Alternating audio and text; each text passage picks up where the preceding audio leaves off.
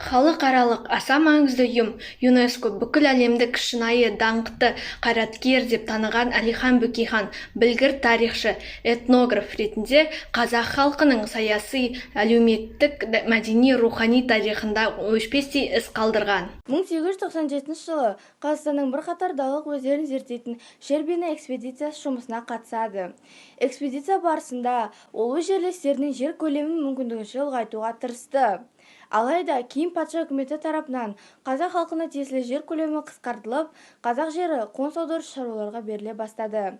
Әлихан Бөкейхан Сібір темір жол аумағындағы мал шаруашылығын статистикалық, экономикалық тұрғыда зерттеумен айналысатын Швецовтың экспедициясына да еңбек етті. 1904 жылы қоныс аударту басқармасында шенеуніктік қызметке тұрады. Әлихан Бөкейхан қоғамдық саяси қызметпен белсенді түрде айналысты. Оның отаршыл патша үкіметінің саясатына көзқарасы өзгерді.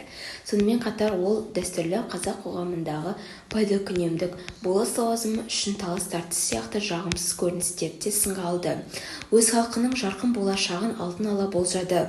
Қазақ даласы табиғатына ақылды және қабілетті қазақ халқы болашақта өркениет жолында іргелі жетістіктерге жетеді деген пікір білдірді.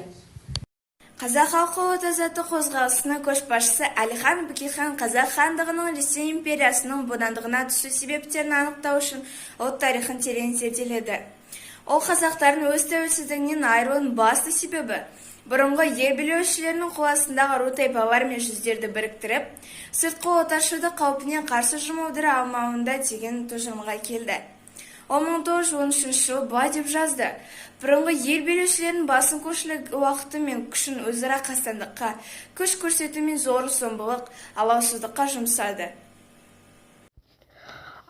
Әлихан Бөкейхан жоғары билікке қазақтардың өзіндік дербес басқармасына бағынатын атты әскер құрамында қызмет ету ойын ұсынды. Патша үкіметі қазақ халқын қаруландырып, әскери іске үйретуге қарсы шықты. Қазақ халқын біріктіру мақсатында бүкіл қазақтың басын қосып, ұлт етіп ұйыстыратын алаш идеясын ту етіп алды. Ол еуропалық даму жолын қолдайтын алғашқы қазақ демократтарының бірі болды. Оның идеялық саяси көзқарасының қалыптасуына ұлы француз революциясы зор әсер етті. Әлихан Бөкейхан миллиондаған халықты алаш қозғалысы идеясы төңірегіне топтастырды. Ол қазақтың зиялы азаматтарын өз отаны мен халқына адал қызмет етуге шақырды. Өзінің өмірінің соңына дейін қазақ халқына қызмет етемін деген ұстанымға адал болып өтті.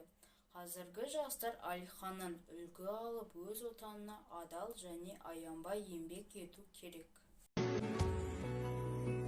Жер отан. Сол жер үшін әр қазақтың қаны мен тері төгілген.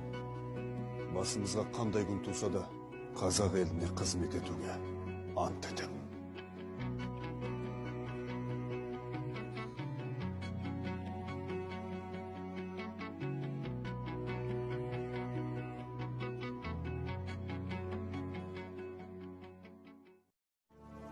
Ұлтқа қызмет ету білімнен емес, мінезден. Мінезді болыңдар. Жер отан. Сол жер үшін әр қазақтың қаны мен тері төгілген. Жердің асты мен үстіндегі барлық игілік қазақ ұлтына қызмет ету керек. Оның әрбір түйіртасы әр қазақтың өңіріне түйме болып қадалу керек. Отанды сату, ұлтты сатумен бірдей.